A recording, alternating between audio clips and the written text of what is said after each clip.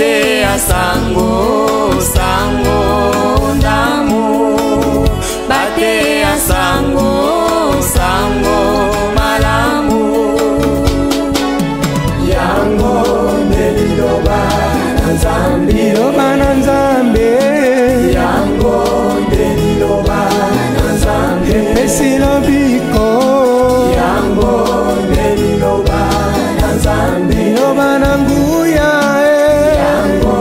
neliloba na nzambe ezali na biblia yango neliloba na nzambe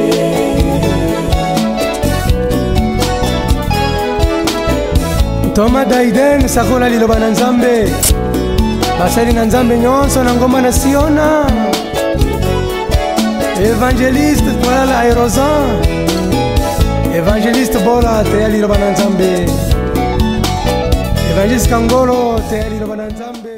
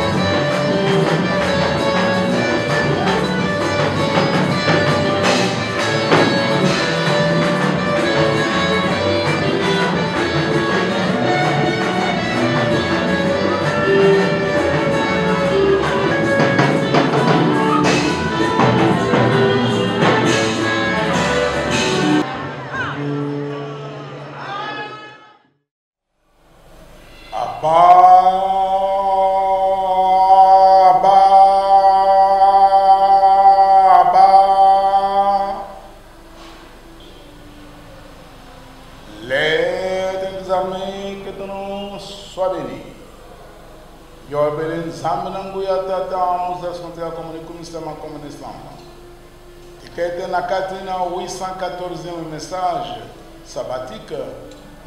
longo na zamulimo mosantu na komona nkolo Yesu na tani bana lioka na kata mabota comme na Yesu comme na tata bele la milimo mayere makanisa na cha milembo bele mawa jeni hapa comme na Yesu comme na tata ya na Satan bima panga paralysation negra yo bele nzambe na nguya tata mzee sote ya komuni kumisa makomuni sono na kati na mukolo mwalelo ubinga mukolo mwabule oya disabato ya yambo na kati na sanza ya motoba sanza ya lipanda na mukili mwa Congo démocratique sanza oyo ya don de guérison sanza oyo mbeka ya matondi ebandaki na mboka nayo awakolongwa na se na kati na ngoma mu Centre Nation onda date ya le 30 juin ete solo mbeka ya yambo mataki na mboka nayo ata komuni kumisa makomune sangama bande ko balingami kati na nkolo Yesu bisika biso ejali bino shalom baye bazali kolanda biso na kati na capitale ya Congo démocratique oyo ezali Kinshasa bao bazali kolanda biso ba province ya RDC bazali banda RDC bande kona mabele ma Angola bazali lipai biso na ngonga oyo na mboka bapaya bazana États-Unis bazana France Belgique ainsi de suite kimia na masia Yesu nkolo ekamba bino banso ezali mukolo munene mwa esengo ebandeli na sanza ya motoba to mois de juin oyo sanza munene mokili mwa Congo démocratique mokozaka kokanisa bongo lipanda le 30 juin tala ete liberté wana yaki po ete tozala réellement souverain toloba lokola bakongolais tolia lokola bakongolais totomba lokola bakongolais na bakutime na biso na lolenge na biso ya kozalela totalisa mpe na kati ya mokili ete en Afrique il y a un peuple quelque part toyaki na kati na teme eleki tosikisi yango sanza ya mitano ezalaki la réforme de l'administration dans la justice tolandelaki kotalisa bino ndenge nini nzambe alingi ete justice etambola atie bazuzi na bamagistrat ete atie bato wana basala mosala na bango baavocat basala mosala na bango beba na bolamu ete institution oyo ebengami magistrature ezali œuvre propre ya nzambe na bomoi nzambe nde azalisi yango na ntina ya kopesa kimia mpe efandeli malamu na kati na mokili nzokande na mokolo mwa lelo tozali na kati na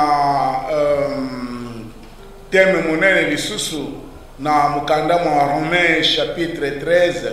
verset 1er kino 7 donc Romains 13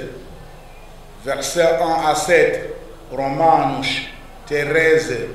versículo 1 até 7 para os irmãos que estão nos acompanhar attentivamente em Angola e em todos os países que falam a língua portuguesa. Soumission aux autorités.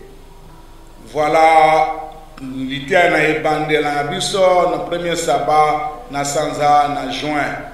Soumission aux autorités. Que toute personne soit soumise aux autorités supérieures.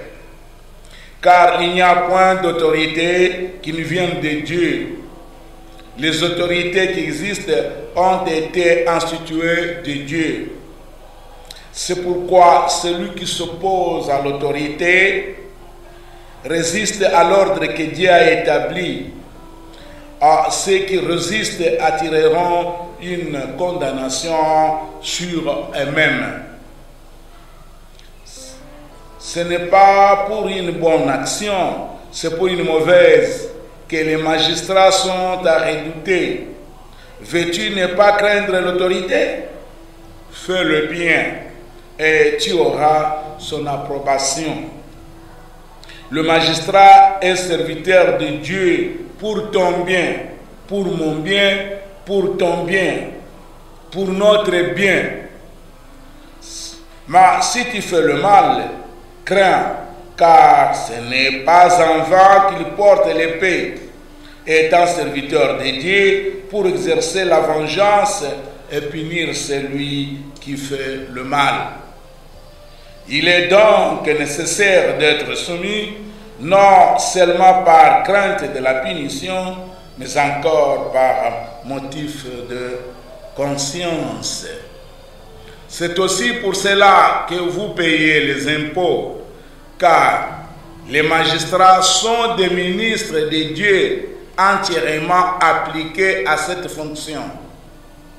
Rendez à tous ce qui leur est dû, l'impôt à qui vous devez l'impôt, le tribut à qui vous devez le tribut, la crainte à qui vous devez la crainte, l'honneur à qui vous devez l'honneur. Yobele tata komuni kumisama komuni samzama tikaete lilobanayo na mpuka oyo lizala bien analysé eyokana na kati na banzene neke banso bebazo champe pene au nom de Jésus-Christ. Amen. Bana banzambe yonde komo Kristo biskanyo sozali ndio yo kamelelo bana nkolo na bomoy mpona komenia bakonzi bwebate bokonzi bochami nanse bouti na nzambe mukonzi amitie ye moko te bokonzi nyonso botiana bouti na nzambe bongo esengeli ete totosa bakonzi wana totosa bokonzi topesa bakonzi longonya mpe lokumu na tina ete basala musala mo nzambe na bomoy apesi bango ete basala mokili mwase ya kokonza bato tokake ete nzambe na bomoy mpo ete mokili mokonza mamalamu apesi mobeko uta na ngomba na Sinai apesi mobeko epai na ndeko na biso Moïse kotalisa ye ete atia ba juzi atia ba magistrat po ete mboka etambo boke ete tozali kofuta mpaku na makambo maso lokola kolo Yesu alobaki ete ce qui est à César epesa na César, ce qui est à Dieu epesa na nzambe na bomo ya kaisala na kaisala ya nzambe na nzambe na bomo. Donc bakonji na mokili mwase bazali na responsabilité ya kosenzela ya kobatela ba peuple bato lelo oyo bato nyonso na se tozali na soumission liboso ya bakonzi kotosa mibeko kotambola na kobanga nzambe mpe oya kobanga mokili mwase na makambo obanga bakonzi na mokili mwase na makambo masengeli na balwa oyo nyonso epesameli po ete tozala na kimia oki ete bazuzi to bamagistrat batiami mpona likambo malamu te kasi batiami mpona kolikambo mabe kokondane mabe kolongisa malamu soki olingi kozala na ngambo te epai na bamagistrat to bazuzi banga mabe sala malamu ndenge liloba na nzambe elakisi biso ete boya mabe sala malamu mazali nzambe mabe mazali satan na makambo ndenge na ndenge me masengeli te. Alors ordre ya nase esengeli réellement justice ezala lelo oyo Congo démocratique tolobi ete ezali mode na biso politique c'est la démocratie obistoponaki bandeli la lipanda ye toponi mode wana de vie politique qui est la démocratie na bongo tolingi ete état oyo congolais ezala état de droit, c'est-à-dire un état dans lequel chacun se sent libre et il est chez lui. Dans les Camerounais, problème naïe que vous allez bien résolu sans tenir compte, il y a un niveau, soit un niveau d'études, de richesse, Mobola, Mozoui, Bansubazala, égaux devant la loi. Donc, comme on a connu Bissabino était solo, Nzambe, Azali solo, Mouzeli Siwabinso, Bizali na Lola, Bizali na Se. Banabola moete autorité ezali pouvoir ya ko diriger pouvoir o epesameli pona ko commander, c'est ça l'autorité. Alors il y a ba personnel oyo nzamba poni po ete bazala ba agent ba personnel na kati na loi, personne de la loi ba oyo bakopesa ningisa tosa mibeko ya mboka tosa bakonzi pesa lukumu na mboka ete mikolo ya suku nzamba alingi tokososola bien lisusu a hymne national ya RDC debout congolais bokoyeba ete secret muneza kati na hymne wana ezali hymne révélateur. Or selon la cause dans ce cas nous bâtirons un pays plus beau qu'avant dans la paix. Donc, c'est justice pambaté c'est la justice qui élève la nation. Et c'est la justice indépendante et tellement pour la mboka avec la justice qui est vraiment correcte. La justice était na kati na bosembo na solo kalamingite nous aurons un état de droit. Oyo wapi moko na moko akosala oyo mposa na ye lingite état de droit ezali kozongisa bato na nzela ya koza bato babokwami malamu kobanga ngambo kobanga muibi kobanga makamune na ndenge maye malongo banite nzokande na kati ya mokolo malelo boyeba ete lisolo yango lizali monene tozokende rapidement kozala soumis na baautorité ezali mpona kobanga punition te mais ezali mpona motif ya conscience omitala moto azali nyama te moto akovira kola nyama te moto azali oyo kela nzambe asali ayebi kodiscerner le bien et le mal oboyi mabe pona kosala malam. L'homme, le véritable homme, c'est celui qui fait du bien. Oyo azali na mobango mwanzambe oyo andimeli Yesu makila na kolezu mapeto liye azali kotambola na bokonde na nzela nyonso na misala azali kosala na eloko nyonso ezala na kaisala ezala na kati na bureau wapi nyonso bapeswe lotomo ya kosala na kati na l'État na kati na société ozali mokambi bongo na bongo osengeli kozala na lulenge ya kosale na kobanga bolingo bwa moninga bolingo bwa nzambe par-dessus lwetu. Soumission na autorité de l'État, autorité supérieure. Toyebi ba autorité ndenge batiami na kati na mulongo monaki na kati na réforme ya justice tolobelaki ba juge ba magistrat ete solo bato wana bazana musala bazali kosala ba maître avocat nzokande dans un état de droit. Dans un état de droit,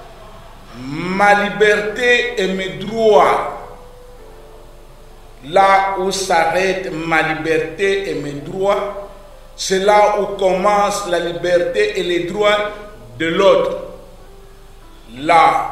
où s'arrête ma liberté et mes droits, c'est là où commence la liberté et les droits de l'autre. À ne pas violer, tant que violation des droits humains, tant au katisi ngambo,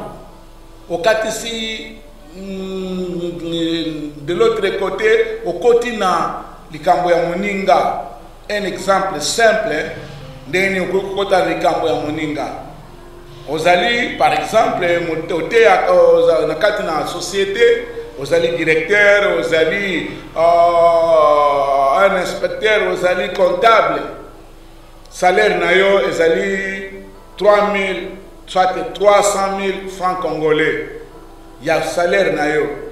Basi balterne na yo, bakoya na se komanda 150 titres so bakende kosuke. Yo ozui 300 000 francs congolais. Il y a eu droit na yo. au côté, au punzi, les 100, 150, 110, 120 ya basubalterne na yo. Au kati singambo na limite ya droit na yo, au côté na droit ya moninga, au côté na liberté ya moninga. Liboso na nzambe na bomoi, yango ezali mpamela, pamba te musani sokosala. Bao wana balali nzala bazali kolela ai fundaka epai na nzambe. Bileli ya babola efundaka bazui epai na nzambe. Bileli ya babola efundaka baoyo bazali konyokola. Bileli ya peuple efundaka bakonzi oyo bazali konyokola bango. Na bongo nzambe na bomoi atie ordre wana atie yango ete solo moko na moko amemia yango asalela yango azala na kati na bosolo ete solo totambola malamu na kati na mboka kala ndenge nzambe na bomo atie bakombo na kati na magistrature supreme ndenge nzambe asaleli to ya magistrature en général bomoni ba juge na ba magistrat na ba avocat likolo na bango bazali na ba sambis lisusu ndenge okakinde kona biso ecclésiaste alobiti sobo komo bomoni na province moko droit ya ba pauvre to ba pauvre bazali konyokwama bazali konyatema na makolo pe droit ya mboka na ezali violé droit ya justice ezali violé boye baete likolo na bato oyo wana bazali ko violer droit likolo na bango bazali pe na bango bato likolo bayeba kosambisa bango likolo na baoyo bakosambisa encore les plus élevés o bakosambisa baoyo balandi na bango bongo na bongo lelo tozali na kati na magistrature tozali na ba magistrat tozali na ba avocat tozali na ba juge nzokande likolo na bango il y a les hauts magistrats ba hauts magistrats wana bazana musala na bango basalaka po ete moko na moko equipe groupe na groupe ezali kolanda na ba hauts magistrats ba procureur kuna ba mati tokei bomoni ndenge toza na conseil d'état tozali na ba tribunaux après ya cour constitutionnelle bongo na bongo likolo ya ba magistrat ba haut magistrat o bakeiti kokoma na magistrat suprême de la nation azali président de la république tokoki ko tukotia mutu wana musapite okoki kotonga mokonzi wana te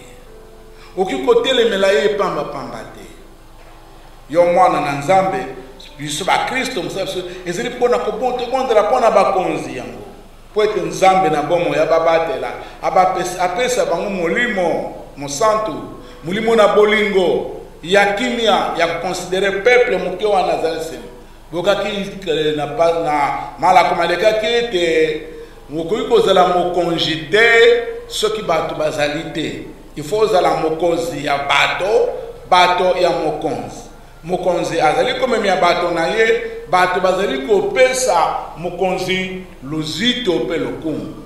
magistrat suprême de la nation c'est le chef de l'État c'est lui qui coiffe la magistrature azali coiffer l'autorité nyonso ya nation mais mokonzi oyo azali chef suprême na nation to chef de l'État na likolo na ye il y a un juge suprême par excellence. Il y a un avocat suprême par excellence. Il y a un tribunal suprême par excellence. Tribunal suprême par excellence est dirigé na Yahweh Nzambe na bomo. Nzambe na bomo azali juge, le juste juge. Celui qui est le créateur de la magistrature,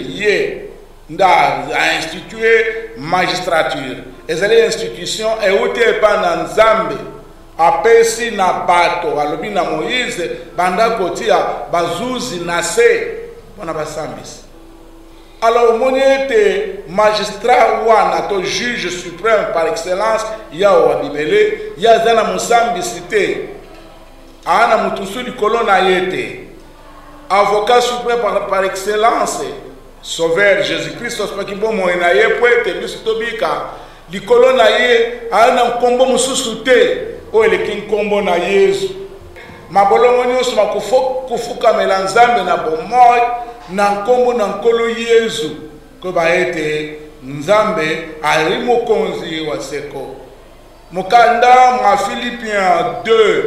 muzeli kotalisa biso lolenge kani nkolo Yesu atombolami liboso na Yawe pona komikitisa komanda verset 5 kino 11 na kati na mukanda mwa Philippiens yangwana na kati mukolo malela balingami bwe bana bolamo ete esambiselo ya suka ezali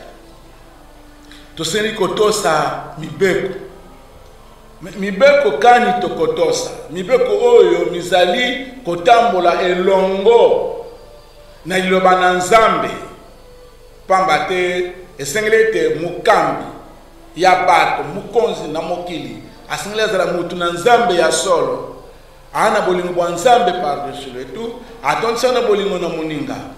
mibeko misu yango miyeko bakisama lelo lokola tomoni bandeko na biso basinye ba mibeko na ba grande puissance kuna ba autoriser mibali na mibali babalana na homosexualité basi na basi bongo na bongo babala nyama bazali kokoma yango pe bapamboli yango tina bikeleza msolo bi ezali libala. Ça c'est l'abomination, l'homosexualité, la pédophilie biloko biso biye libala mwasi na mwasi mubali na mubali na nyama na moto bongo na mwasi abali mbwa parce que c'est fait miaou bakpe babengi etika ezali droit na ye ko violer droit na yete wana même chez les animaux ce droit n'existe pas yango wana bengami na kati na mukanda mwa Lévitique 18 22 à 23 une abomination. Lévitique 18 22 à 23 elobi ete solo mobali na mobali bakuko sangana te lokola azali kusangana na mwasi lolenge moko moto akuko sangana na nyama te ezali confusion soki mobali na mobali basangani to mwasi na mwasi basangani ezali abomination yango wana l'État mibeko ya l'État misali malamu pona kotombola mboka totosa de constitution ezali kolobela mais mobeko mususu ya lolengelo ye oh non baba ndako balana libéré droit de l'homme non wana o Bible ebengi abomination code ya justice code pénal ya justice et qu'on reconnaître yango te parce que Nzambe abengi yango abomination c'est quelque chose qui est maudite yango wana na kati mkolo malelo ndeko mo Kristo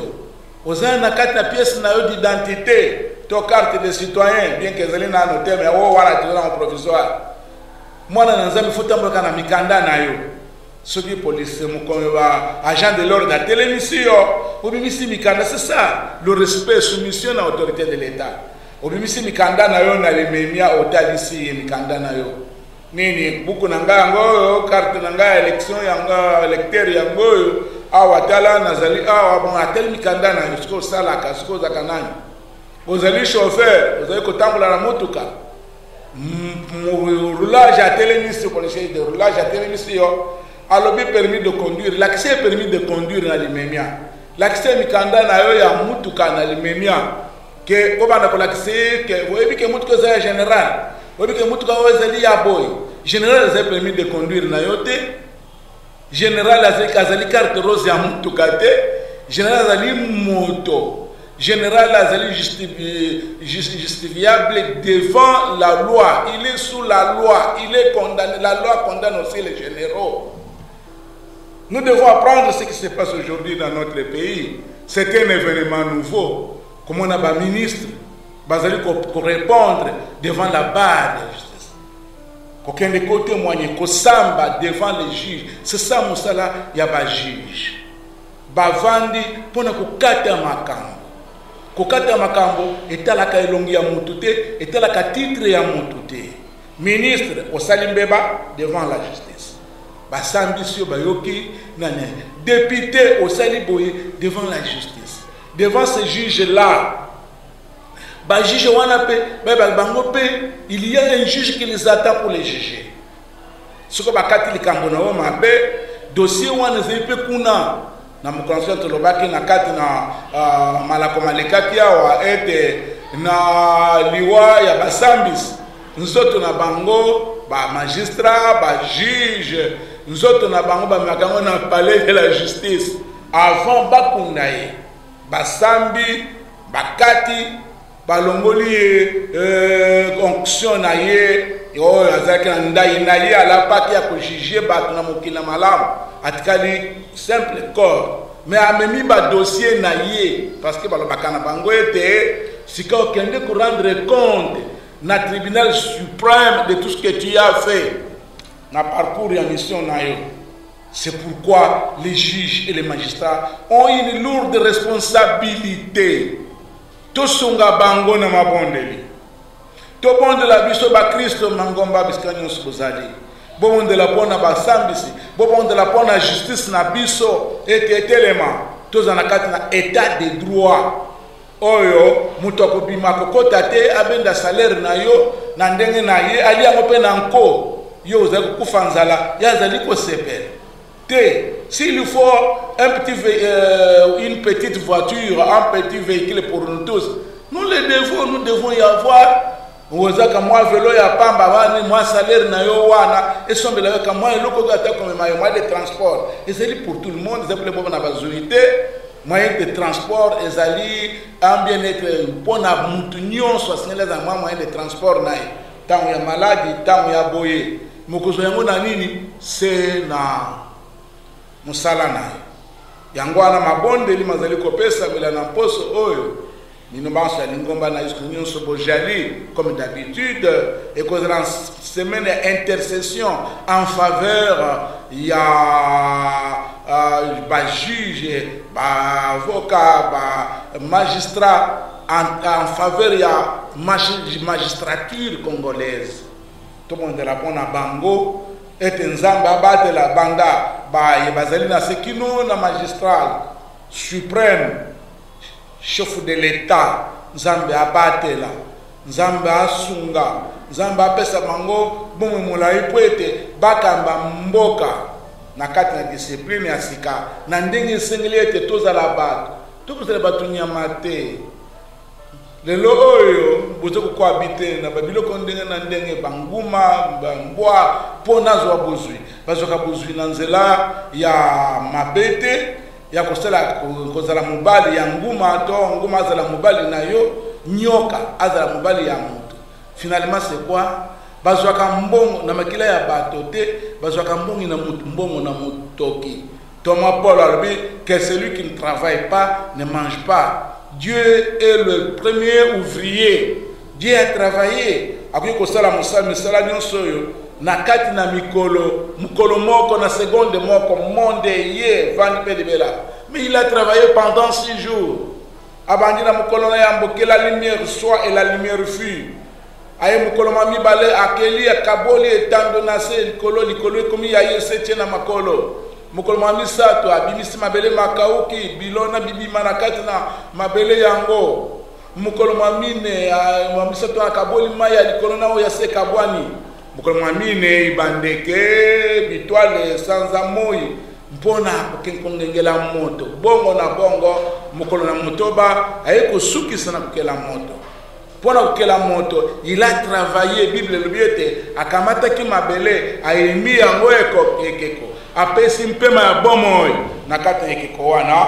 L'homme est devenu une âme vivante. Dieu a travaillé pendant 6 jours et il s'est reposé le 7e jour, le jour de repos pour na yomo Christo. mukolo mwa sabato ezali ya kopema ya kolala pongite tango ya mayanga ni il faut zaka na liyanga tango na tango sema mukolo mwa nzambe na bomo ya kosanzola ye voilà na kati mukolo mwa lelo maloba mayete zaki na mango pona ko soumission aux autorités kozaka na maloba na nkote batuni oboko pièce fula longo kuna kusana ngai to ebike na zinde ko ya maudit soit l'homme qui se confie dans l'homme qui prend la chair pour son appui. Ce qu'on a dit, il y a général, il y a député, il y a ministre, ce sont des mortels. Koche elika na yo na musuni ya musuni te tia mo elika epai na nzambe wa na bomo ina sol. Jérémie 17:5 le dit très bien, maudit soit l'homme qui se confie dans l'homme qui prend la chair pour son appui. On a kata mukolo malelo plus ko banda ko kamata nazande ko ya ozali ko modire de kona yowana ozali ko modire misala na ye ozali ko modire makamune parce que ozali ko trahir ye liboso na nzambe a remplacer nzambe a komi kimelo na yo osala mabe nazaya otamula mutuka ozangi pièce d'identité batu na comme nazali mutuka ya Bayawana est aussi la RDC. C'est ça ce qu'on peut appeler un état de droit où les gens se respectent sincèrement. Kimia esengo na nkolo Yesu ezala na kati na bino atakomone kumisa makomone sandulama ozali kumumpenke mona kati mukolo monelo ete maloba maye malona na kati na mitema ya pate na Yesu bibaye binso tokoka kosambela mpona bakonzi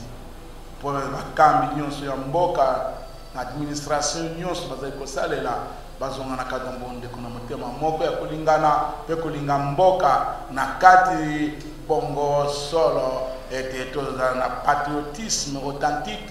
et c'est ainsi que le pays ira de l'avant pour la gloire de Dieu au nom de Jésus-Christ. Amen.